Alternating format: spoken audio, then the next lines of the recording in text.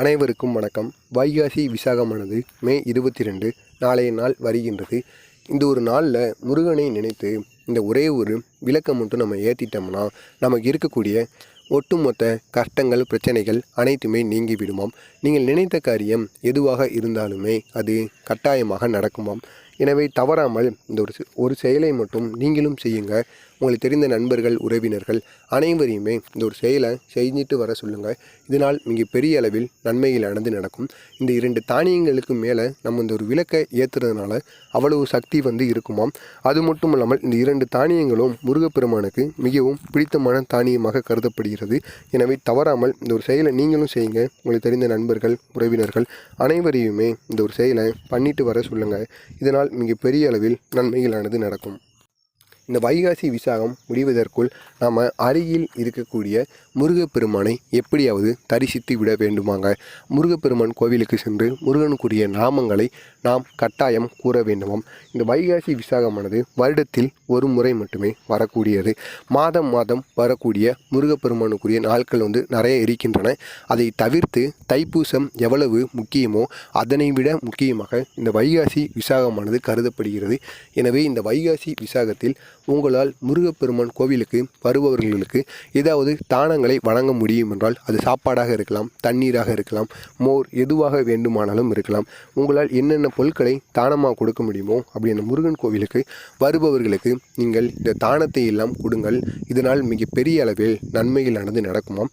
எனவே தவறாமல் இந்த ஒரு செயலையும் நீங்கள் செய்து பாருங்கள். உங்களுடைய வாழ்க்கையில் மிகப்பெரிய அளவிற்கு மாற்றங்களானது நடக்க அதிகப்படியான வாய்ப்புகளானது இருக்கிறது.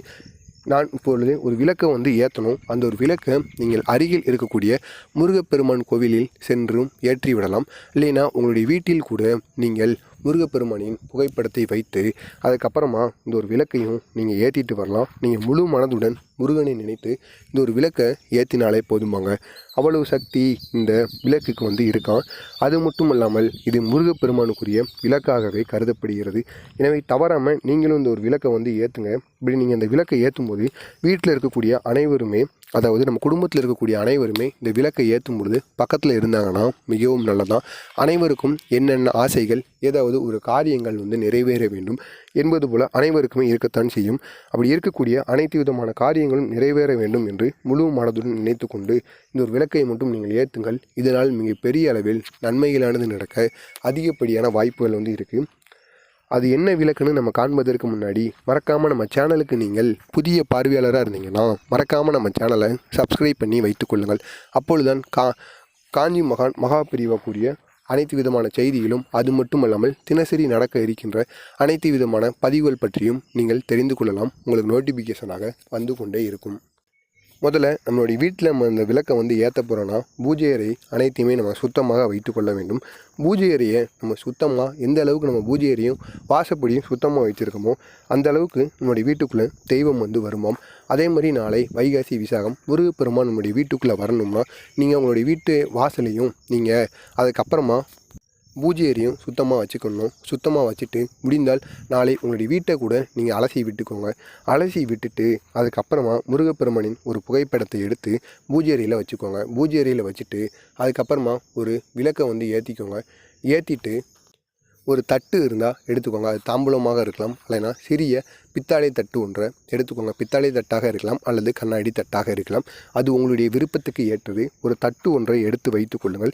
எடுத்து வைத்துவிட்டு அதற்கப்புறமா முருகப்பெருமானுக்குரிய இந்த சில பொருட்களை அதில் போடணுங்க. சரிபாதி அளவுக்கு நம்ம போட வேண்டும். பாதி அளவுக்கு பச்சை பயிர் இருக்குல்லவா, முருகப்பெருமானுக்கு மிகவும் பிடித்த பயிராக பச்சை பயிர் கருதப்படுகிறது. இது எதிரிகள் அனைவரையுமே, நமக்கு எதிரிகளாக இருக்கக்கூடிய பகைவர்கள் அனைவருமே தீர்த்து விடுவதற்கும் உறவினர்கள் கூடயே இருக்கின்ற பிரச்சனைகள் அனைத்துமே நீங்கி அவர்கள் மீண்டும் நம்மிடம் பேசுவதற்கும் இந்த ஒரு பச்சை பயிரானது பயன்படுமாம். எனவே இந்த பச்சை பயிரை நம்ம சரிபாதி அளவுக்கு அந்த தட்டில் போட்டுக்கொள்ளணும். எக்காரணம் கொண்டும் இந்த ஒரு தானியத்தையும் மற்றொரு தானியத்தையும் நம்ம கலந்து கொள்ளவே கூடாது. இரண்டையுமே தனித்தனியாக சரிபாதி அளவில் நம்ம வச்சுக்கணும். முதல்ல பச்சை பயிரை அந்த தட்டில் பாதி அளவுக்கு நம்ம போட்டுடணும். போட்டுட்டு அதுக்கப்புறமா நம்மளுடைய வீட்டில் துவரம் பருப்பு இருக்கும். அப்படி துவரம் பருப்பு இல்லாதவங்க கடைகளில் சென்றாவது துவரம் பருப்பை வாங்கிட்டு நீங்கள் அந்த தட்டில் மீதி பாதி அளவு இருக்கும் அல்லவா, அந்த பாதி அளவுக்கு நம்ம துவரம் பருப்பை தூவிடணும்.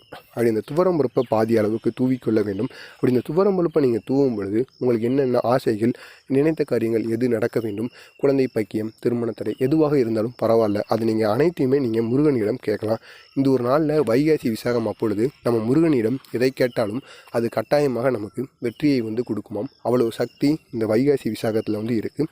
எனவே தவறாமல் இந்த ஒரு நாளை பயன்படுத்தி கொண்டு நீங்கள் இந்த ஒரு விளக்கம் மட்டும் உங்களுடைய வீட்டில் ஏற்றிட்டு வாங்க.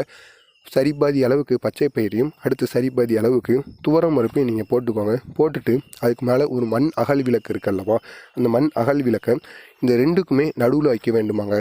அதாவது மண் அகல் விளக்கில் பாதி பச்சை பயிரில் படும்படியும் மறுபாதி துவரம் பருப்பில் படும்படியும் நீங்கள் வைக்கணும்.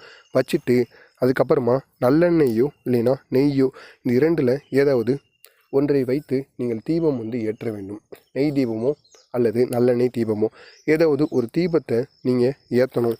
அப்படி நீங்கள் ஏற்றும் பொழுது வீட்டில் இருக்கக்கூடிய அனைவருமே வேண்டிக் கொள்ள வேண்டுமாம். உங்களுக்கு என்னென்ன ஆசைகள், நினைத்த காரியங்கள் எது நடக்கணுமோ அது அனைத்துமே நீங்கள் கட்டாயம் வேண்டுனீங்கன்னா இந்த தீபத்துக்கு முன்னாடி அமர்ந்து சிவபெருமானுக்குரிய மந்திரங்கள், அதாவது உங்களுக்கு என்னென்ன சிவபெருமானுக்குரிய மந்திரங்கள் தெரியுமோ, கந்தசஷ்டி கவசம் அனைத்தையுமே நீங்கள் இந்த ஒரு நாளில் கூறிட்டு அதுக்கப்புறமா உங்களுடைய வேண்டுதல் எதுவாக இருந்தாலுமே நீங்கள் முருகப்பெருமானிடம் வச்சிங்கன்னா கண்டிப்பாக உங்களுடைய வேண்டுதல் கட்டாயம் நிறைவேறுமாம். எனவே தவறாமல் இந்த ஒரு செயலையும் நீங்கள் செய்து பாருங்கள். இதனால் மிக பெரிய அளவில் நன்மைகளானது நடக்கும். உங்களுடைய வேண்டுதல் எதுவாக வேண்டுமானாலும் இருக்கலாம். நீங்கள் அந்த தீபத்துக்கு முன்னாடி அமர்ந்து முருகனுக்குரிய மந்திரங்களை கூறிட்டு உங்களுடைய வேண்டுதலை கூறிட்டு அதுக்கப்புறமா அந்த தீபத்தை அனைவருமே தொட்டு பிரகாசிச்சுக்கோங்க. இதனால் மிகப்பெரிய அளவில் நன்மைகளானது நடக்கும். எனவே தவறாமல் இந்த ஒரே ஒரு தீபத்தை நம்ம வீட்டில் ஏற்றினா மட்டுமே போதுமாங்க. வீட்டில் இருக்கக்கூடிய அனைவரின் மனதுமே குளிர்ச்சி அடைந்து விடுவோம். அதுக்கப்புறமா இந்த சில மந்திரங்களையும் நம்ம வழிபாடுகளையும் நம்ம வச்சோம் அப்படின்னா அதையும் முருகப்பெருமான் நமக்கு நிறைவேற்றி கொடுப்பாராம். எனவே தவறாமல் இந்த ஒரு நாளில் வைகாசி விசாகம் முடியும் முன்பு இந்த ஒரு தீபத்தை மட்டும் நீங்களும் ஏற்றுங்க. உங்களுக்கு தெரிந்த நண்பர்கள் அனைவரையுமே இந்த ஒரு தீபத்தை ஏற்றி இந்த ஒரு வழிபாட்டை பண்ண சொல்லுங்கள். ஏழை கூட பணக்காரனாக மாறுவதற்கு அதிகப்படியான வாய்ப்புகள் இருக்காம். தொழிலும் முன்னை விட சிறப்பாக நடப்பதற்கும் இந்த ஒரு தீபம் பயன்படுமாம். இது முருகப்பெருமானுக்குரிய தீபமாக கருதப்படுகிறது. எனவே இந்த ஒரு தீபத்தை நீங்களும் ஏற்றுங்க. உங்களுக்கு தெரிந்த நண்பர்கள், உடையவர்கள் அனைவரின் வீட்டிலும் இந்த ஒரு தீபத்தை ஏற்ற சொல்லுங்கள். இதனால் மிக பெரிய அளவில் நன்மைகளானது கூடி வரும். இருக்கிற கெட்ட சக்திகள், பிரச்சனைகள் அனைத்துமே நம்மை விட்டு நீங்கி விடுவோம். எனவே தவறாமல் நீங்களும் இதை செய்யுங்கள். உங்களுக்கு தெரிந்த நண்பர்கள், உறவினர்கள் அனைவருமே இதனை செய்து வர சொல்லுங்கள். மறக்காமல் நம்ம சேனலுக்கும் நீங்கள் புதிய பார்வையாளராக இருந்தீங்கன்னா மறக்காமல் நம்ம சேனலையும் சப்ஸ்கிரைப் பண்ணி வைத்துக்கொள்ளுங்கள். அப்பொழுது நம்ம போடப்படுகிற தினசரி நம்ம அப்டேட் பண்ணுகிற அனைத்து விதமான வீடியோக்கள் பற்றிய நோட்டிஃபிகேஷன் தொடர்ந்து உங்களுக்கு வந்து கொண்டே இருக்கும். வைகாசி விசாகம் பற்றி இன்னும் சில வீடியோக்கள் நம்ம சேனலில் பதிவிட்டிருக்கிறோம். அதனையும் பார்த்து நீங்கள் தெரிந்து கொள்ளுங்கள். மறக்காமல் நம்ம சேனலுக்கு மட்டும் நீங்கள் புதிய பார்வையாளராக இருந்தீங்கன்னா நம்ம சேனலை சப்ஸ்கிரைப் பண்ணிவிட்டு உங்களுக்கு தெரிந்த நண்பர்களுக்கு இந்த ஒரு வீடியோவை ஷேர் செய்யுங்கள். இது உங்களால் முடிந்த ஒரு உதவியாக அவர்களுக்கு இருக்கட்டும். நன்றி, வணக்கம்.